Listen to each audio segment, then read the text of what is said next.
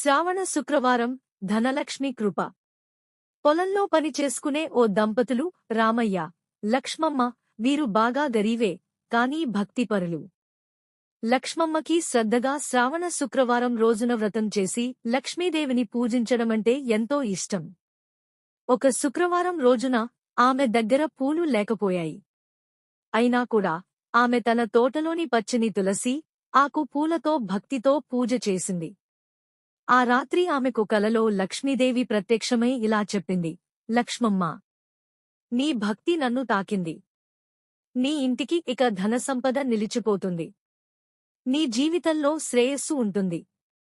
ఆ తర్వాత నుంచి వాళ్ల జీవితం మారిపోయింది. పొలం ఫలించసాగింది, పశువులు పెరిగాయి, ఇంట్లో ధనం చేరసాగింది. కానీ వారు ఎప్పుడూ భక్తిని మరిచిపోలేదు. ప్రతి శుక్రవారం వ్రతం, పూజ తప్పకుండా చేసేవారు. మార్మికం: లక్ష్మీదేవిని మనస్ఫూర్తిగా పూజిస్తే పూలు లేకపోయినా పరవాలేదు, భక్తి ఉంటే చాలు.